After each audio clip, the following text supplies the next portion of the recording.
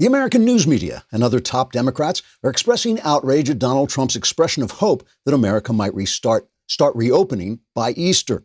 In an op-ed in the New York Times, a former newspaper, editor-in-chief Blithering Prevarication III ripped into the president, writing, quote, "I rip into you, President Trump, with all the furious force of my hatred of everything you stand for, like America and business, and refusing to apologize for meaningless things. To suggest that there might be hope at such a time as this endangers our entire business model. Next, you'll be telling us not to be afraid and to stand united. If such ideas take hold, the news media would not survive. And I, for one, would have to make a living using my only other talent, which is playing harmonica while simultaneously working the foot pedal of a bass drum at the same time my trained monkey passes a hat around for spare change. This would be a terrible come down from running the most powerful former newspaper in the country, and it's only one of the tens of important jobs that would be destroyed if Americans listened to your siren song of hope and unity. Any plan that would put the New York Times out of business is a direct attack on the First Amendment itself, and it is even more despicable to connect such hope to Easter, a time when traditionally I get depressed thinking of the eternity I'm going to have to spend in hell. This presidency must be ended immediately to make way for Joe Biden, because if we are forced to wait till November, the man will be completely incomprehensible. And now, sir, you have been ripped into by no less a man than Blithering Prevarication III, and I hope you feel it deeply, because otherwise I will begin to suspect that my influence is an illusion, and indeed, my entire life is a meaningless charade." Unquote. After writing that, Mr. Third started sobbing and ran from the room. Trigger warning, I'm Andrew Klavan, and this is The Andrew Klavan Show. I feel hunky-dunky, life is tickety-boo. Birds are winging, also singing hunky-dunky-doo. Ship-shaped, tipsy-topsy, the world is zippity-zing. It's a wonderful day, hurrah, hooray! It makes me want to sing. Oh, hurrah, hooray! Oh, hooray, hurrah! So at a time like this, when everybody knows nothing and the future is uncertain, predictions of what is going to happen next have a powerful attraction for the human mind. The suspense we're living in is painful, and if someone has some kind of authority or standing, or even just a deep voice, it can be tempting to believe he has some notion of what the future holds. Even if his prediction is apocalyptic, it fills a void. Anything is better than just the darkness. But the fact is, most predictions, a huge percentage of them, are not in any way a reflection of the future, but are really an expression of the heart of the person making the prediction. For instance, if I were to say something like, "Oh boy, after Nancy Pelosi tried to screw America with her awful pork-laden relief bill, she and all her fellow Democrats will be swept from office and Trump will win in a landslide," all I'm really telling you is that I'm ticked off at Pelosi for being such a horrible human being, and I hope she's punished for it politically in November. I don't know what the voters are going to do any more than you do, or Nate Silver does, or anyone else. This is disappointing in one way because it means predictions don't help us navigate the future much, but we already know that, and it's illuminating in another way because at least we're getting some information. We're getting information about the predictors' hopes and fears, which makes the current backlash against Donald Trump's reassessment plan incredibly revealing. All Trump has said is that, one, he'll reassess what we're going to do after the first 15 days, which I think is Monday, and two, he hopes America can start getting back to work by Easter. That's not callous. It's not stupid. It's not putting money before human life. The economy is human life. It's how humans support their lives. The only reason Chuck Schumer thinks we can live off the government dime forever is because he's done it forever. The money he gets paid comes from the work we do, not the work he does. If we stop working, he won't get paid. Then the economy will become clear to Chuck Schumer. We have to get the economy going again, and Trump has an optimistic timetable that he knows as well as anybody else is going to have to be flexible. It makes perfect sense. So why is the press screaming and yelling and predicting something like the apocalypse and the Holocaust wrapped together? I think the answer is obvious. It's not that they have no hope. It's that is their hope. In the same way, I hope the Democrats are punished politically for their anti-American political maneuvering in a time of crisis. The press hopes the apocalypse and the Holocaust put together will hit this country they despise so that orange man bad will be swept away and white man stupid can take his place. Predictions aren't predictive, but they are information, and that information is important. We have to remember what we see in these weeks. We can't forget we're learning who we are and who we can turn to in times of trouble. And we're going to need that information as America slowly comes back to life. All right, even if you are running your business from home, even if you're running it online, HR remains important. When you're running a business, the HR issues can be just terrible, especially in cases of wrongful termination suits, minimum wage requirements, labor regulations. They're different in every state. It's really hard to keep track, and HR manager salaries aren't cheap, an average of $70,000 a year.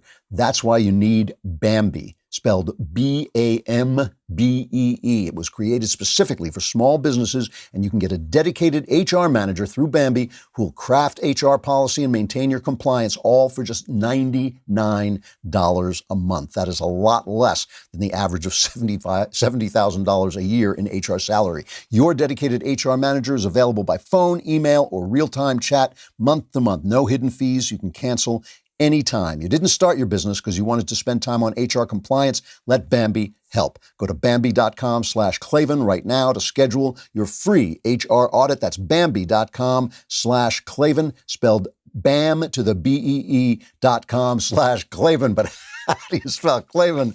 It's Clay. It's Clay to the V-A-N. There are no E's in Klavan. That's what I wanted to say. There are no E's in Klavan. All right, mailbag coming up, but let's start with some news. This is all happening in my house, and it's just going crazy. This place is like, it's just like an old TV show, people swinging through the rafters and everything. Let's start with some actual news that they seem to have figured out in the Senate what they're going to do with this relief bill. It looks like Nancy Pelosi backed off a little bit, and they've got what it looks like is going to be a $2 trillion stimulus package. The details are still coming out. Don't listen to people predicting what it's going to do yet, because we don't really know yet what it's going to do. Plus, it has to get through the House, and Nancy Pelosi doesn't want to come back to work. We're going to give her the benefit of the doubt and say she doesn't want to come back to work because she's afraid of getting sick. But she wants to do this by voice acclamation vote off-site. So it means that everybody would have to agree. So every Democrat is going to be going, but can't we have a transgender bailout bill? I mean, we're going to hear this. John, I got to play one thing before we get into the Trump and Biden of it all, because we got to talk about Joe Biden today. It is amazing what the guy is doing. But before we get to that, John Kennedy had a wonderful explanation of what held the bill up, and I just want to play that. This is the last clip. I thought that we in Congress had hit rock bottom with the Kavanaugh hearings. But with this latest prank, I think we've hit rock bottom and started to dig. What Speaker Pelosi and Senator Schumer have done is breathtakingly irresponsible. We had this deal practically put together. Speaker Pelosi flew in with her left of linen bridge to nowhere proposals, and Senator Schumer did not have the oranges to tell her to back off. And we were off to the races. He didn't have the oranges to tell her to back off. I love that description. Pelosi was on TV. She looked awful yesterday, trying to make excuses for all this nonsense that they were trying to put in, diversity in boardrooms and restrictions on emissions from airlines and all this stuff. This is going on throughout the Democrat side. The Nevada's governor has banned the use of anti-malaria drugs, the ones that Trump said are showing hope, because he just wants to make Trump look bad. AOC sent out a tweet. Dozens of people, both workers and the incarcerated, have tested positive for COVID-19 on Rikers Island, so they have to be released. This is what the Democrats are doing, and they're trying to keep us from seeing what Trump is doing, which is basically a good job. I will say one thing about Trump. Trump sent out this tweet that Mitt Romney tested negative for the Chinese virus, and Trump sent out this tweet. This is really great news! Exclamation point. I am so happy I can barely speak. He may have been a terrible presidential candidate and an even worse U.S. senator, but he is a rhino, and I like him a lot. Now, that's funny. It is funny. Knowles is laughing about it. But it also does show Trump's character in a bad way. There's so many people piling on Trump, so many people working around the clock to make him look bad for the good stuff he's doing. Trump's character, as I've often said, is that the things that come out of his mouth are sometimes stupid, but the things he does are really smart. He does a good job. That has been his character. He is sticking with that character. I wish he wouldn't do this stuff because while New Yorkers like me find it funny because we get it, not everybody finds that funny, and we're going to need him in office after November, or we're going to get some really bad stuff going on, as I will show you as we go forward. So here's what Trump actually said yesterday about getting back to work for Easter. I'd love to have it open by Easter. Okay, I would love to have it open by Easter. I will tell you that right now. I would love to have that. It's such an important day for other reasons, but I'll make it an important day for this too. I would love to have the country opened up and just raring to go by Easter. Okay, and here's what Fauci, the doctor, said about that. It's a back and forth. The president clearly listens. I mean, he has this aspirational goal of hoping that we might be able to do it by a certain date.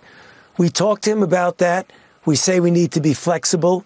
He realizes that and he accepts that. I mean, he doesn't want to give up his aspirational goal, but he's flexible enough to say, okay, let's look at it on a day-by-day basis. We say, and we will, give him data to inform the decision. So that seems to me like things are working well. An optimistic president who understands that the economy matters as well as people's health, that the economy is the way people support each other. I mean, Chuck Schumer is saying, oh, we're going to pay, the federal government is going to be paying your salary. Well, no, it's not. No, it's not. The taxpayers are going to be paying the salary, and the taxpayers can't pay taxes if they don't have a salary. They don't understand that that's how this is, that the money, Chuck Schumer does not understand that the money he lives on is coming from us. It comes from the work we do. He is just sucking that up. He is not earning that money. He is not creating that wealth. We are. We're creating the wealth. He's living off it. So that's the way that works. And once he understands that, maybe he'll get a little scared and think, oh, if the economy shuts down, even I won't get paid. Then it'll be serious. So that's what happened. Trump said it would be great if we could open for Easter. Fauci said, he's listening to us. The Surgeon General said this as well. We go in and we talk to him. He listens to us. He's got to stay flexible. We know that Trump is a flexible guy. Here's how the networks played this story. This is cut number one. Mixed messages tonight at a time we can ill afford it. COVID cases are exploding, doubling every few days in some communities in this country. Now with calls at the state level growing louder and more insistent for Americans to isolate, President Trump, focused on boosting the economy, is talking about ways to get back to business soon, putting him on a potential collision course with public health experts who say this is no time to lower our guard. But that proposed timeline goes against what his top health advisor told NBC News just days ago about how long the pandemic will last. The president arguing the White House's social distancing guidelines could be eased to allow Americans back on the job. What the president is now saying about his own guidelines from the White House to keep social distance, now saying he wants to restart the economy by Easter. President Trump's words going against what many of his own health experts have said. The president saying we lose thousands of people to the flu, but we don't shut the country off. Oh, man. Oh, God. Oh, man. Once again, the disaster, the hysteria. First of all, it's to draw you to the news. Second of all, it is to bring down Donald Trump. That is the whole purpose of it. These guys cannot get off that little train track. And it is time to stop. It really is time to stop. It really is time to knock it off, I mean, during a normal political time, some bare knuckle, fighting is okay. We understand that the press is a Democrat organ. The networks are not they're not news sources. They're just sources of Democrat information. CBS a little bit fairer than the others, I think, but still we understand what they are. We understand they're anti-Trump Democrat, news that they're sending out to us.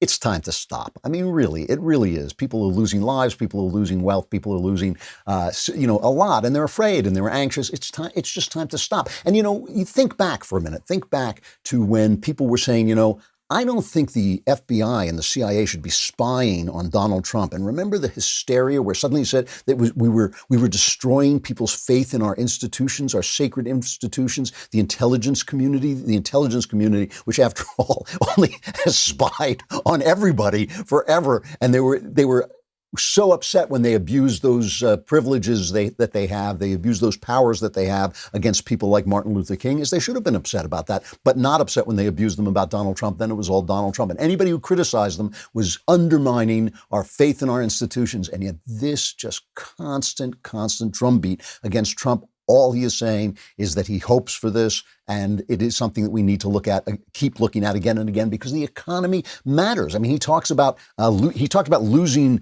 people. I think this was cut. Let me see. I think it's cut 14. You're going to lose a number of people to the flu, but you're going to lose more people by putting a country into a massive recession or depression.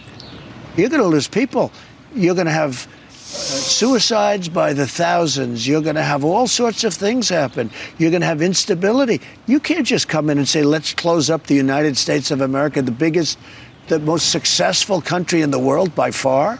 And that's just literally true. Here's a Lancet study found almost 5,000 excess suicides between 2007 and 2009.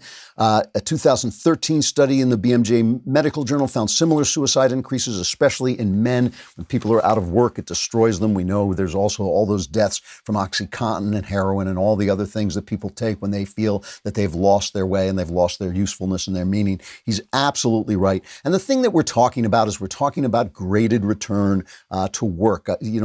Texas Lieutenant Governor Dan Patrick talked about this, about old people holding back and young people going out to work. And we're talking, I think it's going to be closer to 4 or 5 weeks. I mean, that's my own personal guess, that it's not going to be as soon as Easter. But still, it's worth looking at all along, and it's worth being confident, and it's worth being optimistic. We didn't play this yesterday, I don't think, the Dan Patrick talking about what old people should do. What we all care about and what we love more than anything are those children. And I want to live smart and see through this, but I don't want the whole country to be sacrificed. And that's what I see. I've talked to hundreds of people, Tucker, and just in the last week, and making calls all the time. And everyone says pretty much the same thing, that we can't lose our whole country. We're having an economic collapse. I'm also a small businessman. I understand it. And I talk with business people all the time, Tucker. And my heart is lifted tonight by what I heard the president say, because we can do more than, one thing at a time. We can do two things. So, my message is that let's get back to work. Let's get back to living. Let's be smart about it. And those of us who are 70 plus, we'll take care of ourselves, but don't sacrifice the country. Now, I just want to make sure you understand, he's not talking about me, right? He's talking about other old people. What we want to do is we want the young people to go out first, and then the slightly older people, and finally the oldest people, and finally me, because we don't want to lose me. I mean, we have to save the Klavan. Come on. Because remember, come on, man. remember, the economy can be brought back. Other dead people can be brought back to life. But once I die, it's permanent because it's me. See, it's different when it happens to other people. That's only in my imagination. But when it happens to me, that's real. No, obviously I'm clowning around, but the thing about the economy is important. I have to say that this is not a prediction, but the one thing I will say is I also think the concern for the economy can be overstated as well, right? I think we have to balance this. Obviously, everything is a complex balance. There are now the numbers that are kind of unfolding in England and here, places where they have taken stock and done the right things, don't look like the worst numbers that we've all been afraid of. They look more like the numbers my friend sent to me that I was talking about earlier in the week. They look a lot more like that. In fact, some people are saying, well, maybe everybody is already infected and that we're just not recording that, which is just a way of explaining the fact that we're not seeing the kind of fatalities that we thought we would. It's still a very dangerous disease. It's going to get more dangerous in the next weeks. These are the weeks that it will tell us everything we need to know, and then we reassess, just like Donald Trump was saying. All right, let us talk about liquid IV, because staying hydrated, this is a big deal. I'm really bad about this. I have to tell you, I'm really bad about this. Frequently, I'll be walking around and suddenly I'll think, I am really tired. Why am I so tired? And it's because I'm not hydrated. All I've got to do is drink some liquid IV and get hydrated, and I come right back to life. It really is true. What makes liquid IV so effective, is cellular transport technology, CTT. The optimal ratio of glucose, sodium, and potassium delivers water and nutrients into the bloodstream. It's the perfect balance to help you hydrate quickly and more effectively than water alone. One stick of Liquid IV in 16 ounces of water can give as much hydration as 2 to 3 bottles of plain water. That means it's great for tough workouts. It helps prevent muscle fatigue, and it promotes healthy post-workout recovery. By the way, it tastes good. I liked it a lot. I thought it was really better than other competing products. Get 25% off when you go to liquidiv.com and use code Klavan at checkout. That's 25% off anything you order on Liquid IV's website. Just go to liquidiv.com and enter promo code Klavan to save 25% off and get better hydration and energy. Liquidiv.com, promo code Klavan. Don't wait. Start fueling your adventures just as soon as you figure out how to spell Klavan. There are no easy things. There aren't. I just make it look this easy. That's how that happens. And that's why people misspell my name all the time. So my favorite take from this quote that Trump had where he talked about Easter was in a conversation he had with Fox News. I can't remember which of the guys, it doesn't matter, but he did a long town hall at Fox News. And Brian Stelter, as we know, is keeping a close watch on Fox News. Brian Stelter at CNN never does anything but watch Fox News and complain about it. And this was his review of Trump's performance and Fox News' performance at this interview. Stelter. I understand the president wants to give a positive message to the country, and he wants people to know this will end someday. But he's talking about returning to normal by Easter. That's on April 12th this year. And public health experts say that would be incredibly dangerous. To suddenly go back to normal would be incredibly dangerous and would be devastating to the economy because so many more people would die. The president is out there on Fox saying this and not getting challenged much, not getting pushback the way he at least gets at press briefings and would get on any other network. I think, Brianna, this is an example of the Fox News presidency at its very worst, because he can go on a channel that lets him say whatever he wants, doesn't challenge him, goes so easy on him, he ends up misinforming the public. And by the way, it's a feedback loop that's been continuing because he's hearing these ideas on Fox about trying to open up the country right away, and then he's repeating them on Fox, and around it goes, Brianna. CNN sucks. So it's Bill Hemmer who's interviewing him. Just to compare the questions Hemmer was asking, which I thought were perfectly good. It was a friendly interview, but it was a good interview. Here are the questions that Joe Biden was asked on The View yesterday. So as we talked to you this morning, there are more than 46,000 cases of the coronavirus in the U.S., and a third of the country is in some form of lockdown. How are you doing?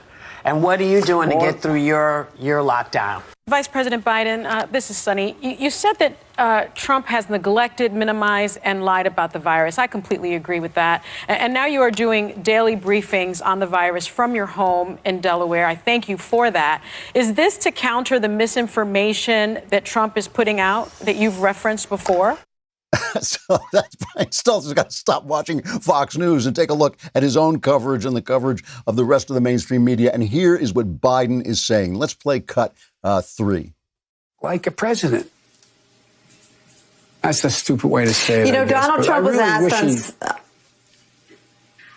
Sorry. Go ahead. No, probably best I don't. I'm Joe Biden, and I approve this message. Yes, play one more of him. Just cut 10. Now, all of a sudden, he is being tough on China. He's making sure. And now he's being soft on his xenophobia in the past. So I just can't figure the guy. It's like watching a yo-yo. I shouldn't have said it that way. It's like watching. It feels that way. I want to ask.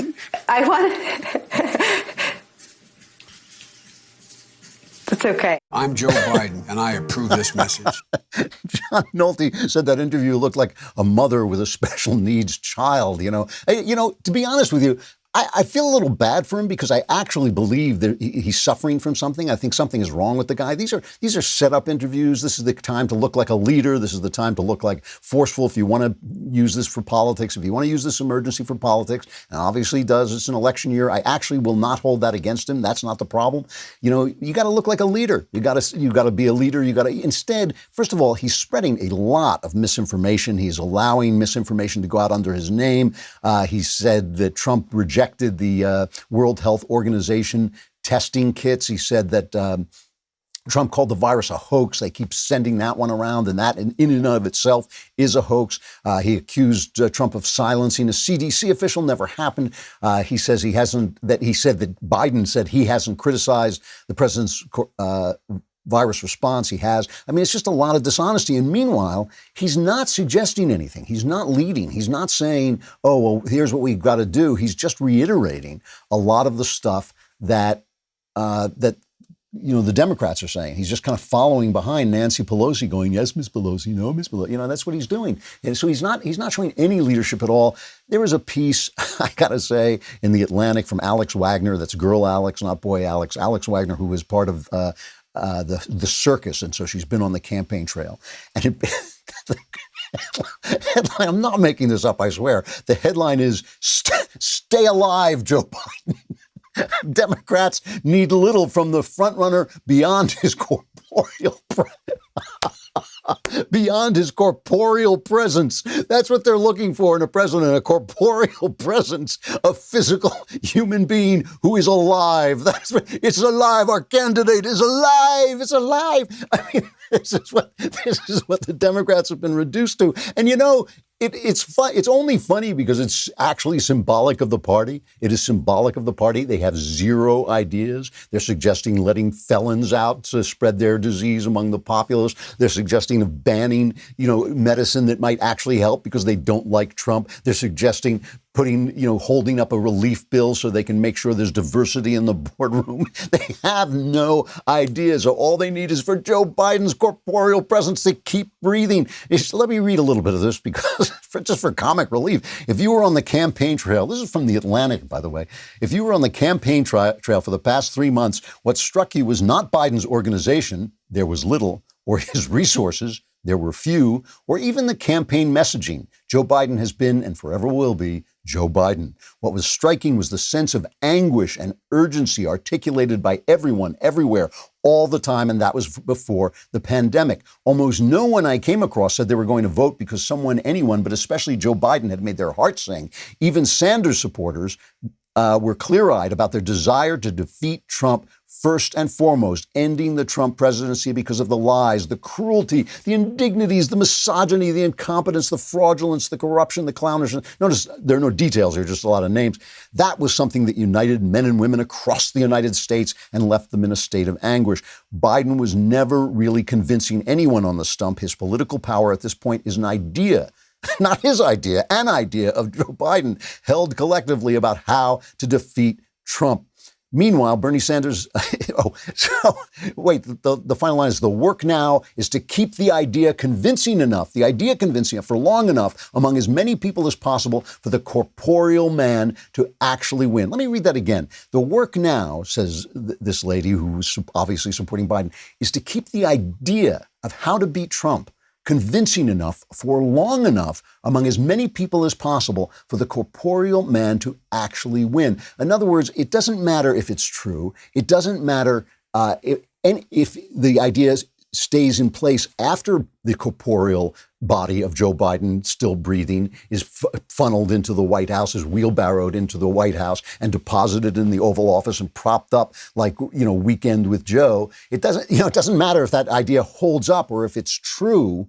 It only matters that it works. And that's what the press is doing. The press is calling for Donald Trump's briefings to be censored, not to cover the briefings. They say it's because he's lying, but it's not. It's because the people say by 60%, the people are approving of the way Trump is actually handling this crisis. And his approval ratings are now up as high as they've ever been, which I think is 49, 50%.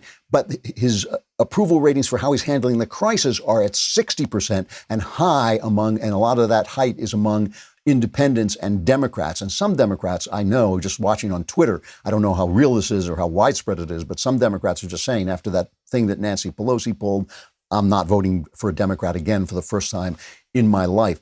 You know, this is the thing.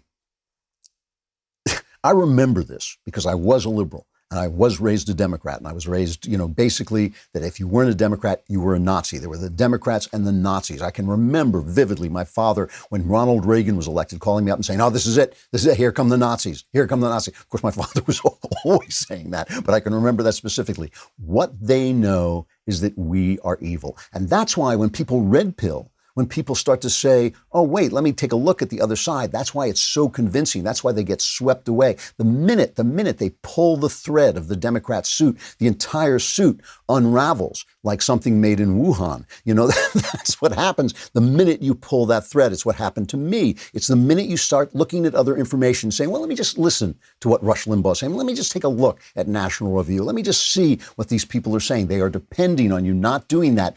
But we see you. And we will. All right.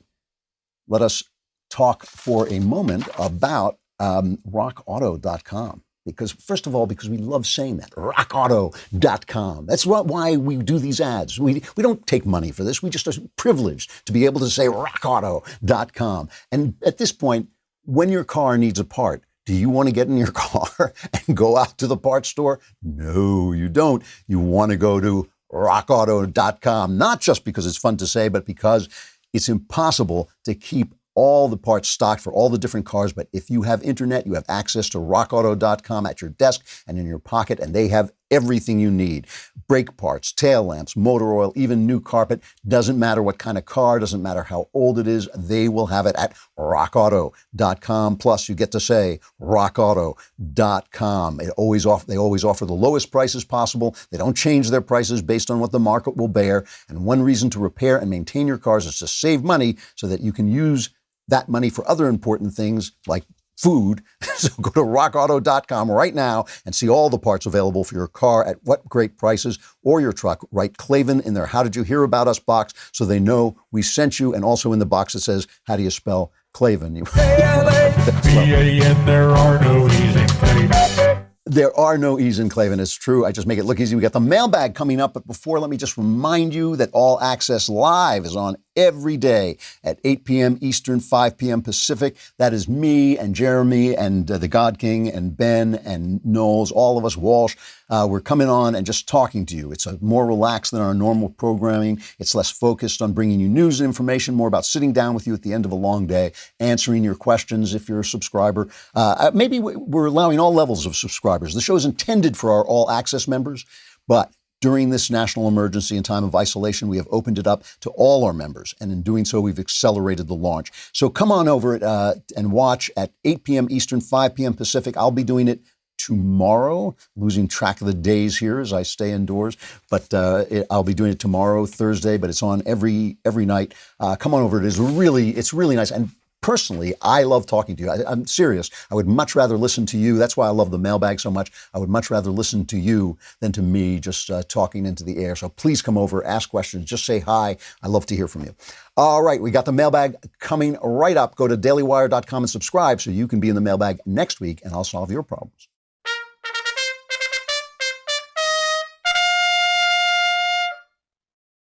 All right, mailbag.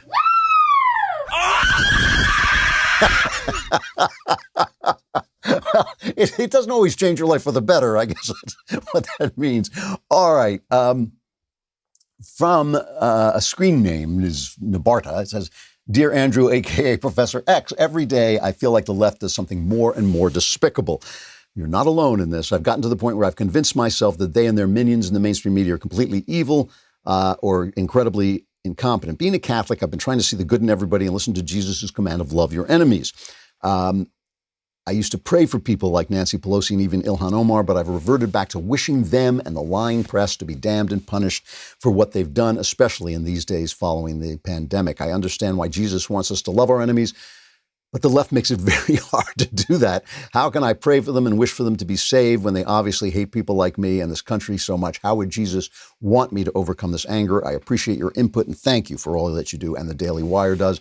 Save the Klavan. That's the most important thing you've said today, of course. No, listen, you say you understand why Jesus wants us to love our enemies. And let me tell you why I think he says that. Because a lot of people think Jesus wants to make the world a better place. There is nowhere in the Bible where Jesus says, I want to make the world a better place. He says you should give money to the poor, but he says the poor will always be with you. He says that you will have trouble in the world, but I, Jesus, have overcome the world. The world is going to be the world. So he's not telling you to love your enemies because he thinks that makes the world a better place. That entire concept is nowhere to be found in the New Testament, although I happen to think that if everybody acted the way Jesus wants them to act, the world would indeed be a better place, but it would still be the world. It would still have corruption in it. It would still have a lot of the things that make us upset. The reason he wants you to love your enemies is because then you see them clearly. You see them as they are. You see them as suffering people. You see them as people who are maybe misguided. You see them as part of the machinery of life that led to the crucifixion of Jesus. As I always say, and I always get angry letters about this, but it's just true. That's why I always get angry letters about it. There are no real villains in the Jesus crucifixion story, except maybe Judas, and we're not sure about that. It's just the world being the world. Jesus is crucified because the world is the world. And when people do their jobs and when people follow their own interests and when people follow their interests of their institutions, bad things happen. So Nancy Pelosi, even Ilhan Omar, I think Ilhan Omar is a terrible person. I think she's a terrible human being. But when I step back and I love her as I love myself, which means when I think about her as a human being in suffering, as a human being in pain, as a human being who's lost and sinful and afraid, it's easier for me to see her as she is. The reason for that is it makes you better. It makes your life better. It brings you closer to God. He wants you to love your enemies because God makes the rain and the sun fall and shine on the good and the evil alike. He wants you to be more like God. And when you are more like that, it's better. Who do you hurt by wishing them ill? Who do you hurt by praying that they're damned? You. Whose anger is eating you up? When you feed that anger, it eats you like a wolf inside you. Who's that hurting? You. It's not hurting them. It's hurting you. And so that's why he's saying that it's for your good. Once you see that it's for your good, that it brings you closer to the kingdom of God, it's a little easier to let go of the hatred. That doesn't mean you don't oppose them. That's part of your job. It doesn't mean you don't stand against them. That's part of your job. But hating them just eats away at you. It does nothing to them. And so I think that that's the important thing to understand, that you're not doing this as a moral act so that God will say good boy and pat you on the head, or good girl, since I don't know which you are. But you're not doing it so that God will say, well done, good and faithful servant. You're doing it so that you will be brought closer to God. And that's a joyful experience for you. So there's something in it for you, which is the joy of being close to God. All right, from Laura. I'm stuck. I'm one of those people that tried to follow conventional wisdom and do the right things with my life, but despite all my efforts, I have nothing to show for it. In college, I went into engineering instead of following my passion. I grinded through failure after failure because I thought that would land me a good job. After I got out, after all that hard work and effort, I couldn't land a job. I barely managed to get a job doing temp work at a company that lied to me and repeatedly screwed me until I finally got thrown under the bus. I'm 28, single, lonely, jobless, still living with my parents. Every day I want to beat my head against the wall, wondering what the hell I'm doing. This goes on in this vein. At this point, failure is so common, it doesn't even bother me anymore. What bothers me is feeling like a completely worthless leech on the world. I tried to ask several acquaintances for help or advice, but people keep treating me like my life is perfect. I hate that. I just want someone to be honest with me. Going to church has been my solace over the years, but it hasn't fixed my problem. What the heck do I do? Okay, you want somebody to be honest with you. I'm going to be honest with you, and you're not going to like it. You're going to have to change your attitude. You're feeling sorry for yourself. Every time I hear somebody say, I've done everything right and nothing goes well for me, I think hold off. Nobody does everything right.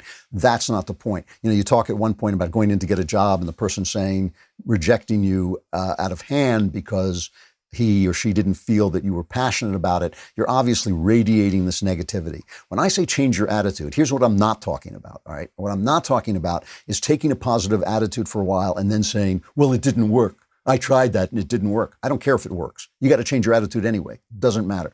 So what you need to get out of your parents' place. You need to get a job. This is obviously a bad time to be looking for work, but there is work around. Set aside your dreams, set aside your passion. This is a time to take care of yourself and get yourself some dignity and some success and make sure that you can take care of yourself. So get a job. It doesn't matter what job. I've had all kinds of jobs. I've been a security guard. I've worked in warehouses. I've driven cabs. I've done all those things to support what I wanted to do and get where I wanted to go. Every single one of them had dignity and beauty, and I've not regretted a single one of them. And I worked hard at every one of them. Every time I put my hands on anything, I try to do it as well as I can possibly do it. You should do the same. You should get a job. Doesn't matter what it is. Forget about you. Forget about your passions. But you got to change this attitude. You're not doing everything right. You're not perfect. Nobody's screwing you all the time. That's not the way life works. That's not the way life works. It's not everybody against you, right? It's you against you. So you got to say, this is what I'm going to do. This is the next step. It doesn't have to be your dream. It doesn't have to be your ultimate goal. The next step is, for instance, getting out of my parents' place and getting a job on my own. That's what I'm going to do. That's what I'm going to focus on. And I'm not going to sit around and talk about what a sad sack I am or how everybody's hates me. I'm not going to be Eeyore and talk about what a lone, lorn person you are and all this stuff. Go out and do it. It's got to start with you. And again, I don't want to hear, I tried that and it didn't work. Doesn't matter if it works. You got to do it anyway because it's bad for you, what you're doing right now. Okay. From Ashland, I came across this strange, you said you wanted honesty, you got it. From Ashland, I came across this strange verse from the Bible. I thought of you because I'm interested what your take on it is. This is Jesus speaking. If anyone comes to me and does not hate father and mother, wife and children, brothers and sisters, yes, even their own life, such a person cannot be my disciple. It seems obvious to me that this is not meant to be literally true, but suggesting that we not get even too attached to other people. Maybe the social distancing led me to find this verse, who knows? Well, obviously, Jesus tells us to love even our enemy, as we were discussing. So he doesn't want you to hate your father and your children and your wife and your brothers and sisters. He's not using it that way, though it is the word for, hate, Sarai, I think it is in Greek. But obviously, that's not what he's saying. That doesn't make any sense. What I think he's saying is when you are following Jesus, in the act of following Jesus, in the act of coming closer to God, you have to hold everything else at naught, the dearest things in your life at naught. Obviously, one of the weird things about doing things for Jesus is they weirdly redound to your good more often than not. Sometimes you have to suffer, sometimes you're martyred for it, but more often than not, when you do things for Jesus, they wind up redounding to your good. So when you put God first in your life and when you hold other things at naught compared to God, you may well find that your relationship with parents, wife, brother, sister gets better. And I think that probably happens more often than not. So it's not hate in that active sense of I hate you. It is when following Jesus, in the act of following Jesus, hold everything else at naught, even the things that are most dear to you. Jesus knows that those people are the most dear to you. He's saying even the things that are most dear to you, hold them at naught before the act of following God. That's my interpretation. And then I'm sure I'll get letters saying you don't know anything. All right, another question here from Nicole. Dear Andrew, I'm thoroughly enjoying your book, The Great Good Thing. My question, do you think the U.S. And the world will become a more secular society or a society with a more Judeo-Christian lifestyle in the future? Thanks so much. I'm a huge fan, and I'll be reading Werewolf Cop next. Please write and let me know how you like it. No, I think that religion is going to change as we learn more. It should change. We should learn from the world. Religion accrues superstition over time. Superstitions stick to it like barnacles. We have to take those superstitions away and just get to the real religion. That's the whole point. We want to get to the truth of Christ, which is not the superstitions that sometimes attach to it as it goes forward. I think we need to refresh our religion. I think we need to look at it in a new way. But no, I think it's going to come back. And the reason I think that is because the ideas of living that come from living without religion make no sense and are leading us down a very, very bad road. Okay, from Edward. Hello, Andrew. My name is Edward. I live in Los Angeles and I'm 16 years old. My mom is what you could very well refer to as a person on the far left, and we have different disagreements about politics. Recently, I've noticed that the disagreements have gotten out of hand. Multiple times it has led to her calling me many names. As she has run out of points, she stopped attacking the ideas and started attacking the person pushing those ideas instead. As you know, this is a strategy of many on the left. While I love my mother dearly, it gets harder and harder for me to deal with her. To try to get this under control, I've tried asking her to stop talking politics with me, as well as many other strategies. I was wondering if there's any advice you could possibly give me to help me out with this situation. Thank you very much. Yeah, listen, Edward, first of all, you sound like a really mature guy. You sound like you're really a serious person and you have an understanding of things. let me see if I can put this in context. You're 16. In 2 years, you're going to be moving on. You're going to be moving on to college, I hope, or to some other productive thing. You're going to be getting out of the house. When you look back on this later on, when you get older and you look back on this, here's what you're going to wish. You're going to wish that you just got about the business of doing what you had to do for Edward and getting out of the house, keeping your head down and getting out of the house. You're not going to say, oh, I'm sure glad I had that argument with my mother. You're not going to be saying that. Oh, I'm sure glad that I convinced mom, not to vote for Joe Biden. That's not going to happen. That's not what you're going to think. You're going to think, I should have just kept my head down and paid attention to the things that matter. Your school, the stuff you're studying, the stuff you want to do, the college you want to go to, or the job you want to get after you get out of your house. That's what you should be thinking about, and only that, and you should be focusing on that. And when your mother is talking to you about something, that's what you should be thinking. What is the best thing that can happen right now to get me to that next place, okay? I'm telling you this, I'm a visitor from your future telling you this, okay? That means you should stop arguing with your mother. She obviously is not handling this well, okay? I don't know the full story. I'm not there. It sounds to me like your father's not in the picture. I'm just guessing there, but it sounds to me like what you should be doing is, if there are other adults who can help you, if there are other adults that you can talk to about your situation that you trust, a teacher, a pastor, somebody like that, you should be talking to them instead. Don't be arguing with your mother about politics. If you can't stop her from doing it, just smile as sweetly as you can and say, I love you, Mom, but we got to agree to disagree on this. Do not go down that rabbit hole. You're not going to be happy if you did. You're not going to accomplish anything. Let it go. You're a mature guy. I think you can get this, okay? I don't know what your situation is. I'm only guessing from your letter.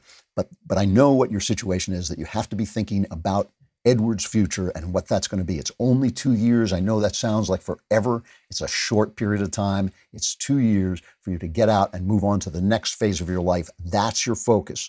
So when your mom is talking, your idea here is to be good to your mom, to love your mom, to honor your mom and respect your mom, but not to argue with your mom. Don't argue with her. Let it go.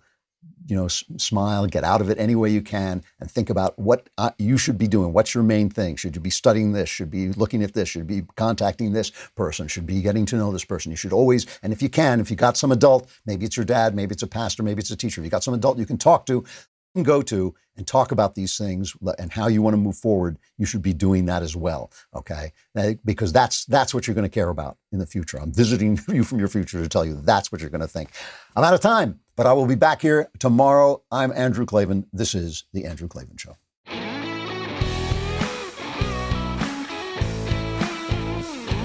The Andrew Klavan Show is produced by Robert Sterling and directed by Mike Joyner. Executive producer, Jeremy Boring. Technical producer, Austin Stevens. And our supervising producer is Mathis Glover. Assistant director, Pavel Wydowski. Edited by Adam Sayevitz. Audio mixed by Robin Fenderson. Hair and makeup is by Jesua Alvera. Animations are by Cynthia Angulo. Production assistants, McKenna Waters and Ryan Love. The Andrew Klavan Show is a Daily Wire production. Copyright Daily Wire 2020. The Matt Walsh Show, it's not just another show about politics. I think there are enough of those already out there. We talk about culture because culture drives politics and it drives everything else. So my main focuses are life, family, faith. Those are fundamental, and that's what this show is about. I hope you'll give it a listen.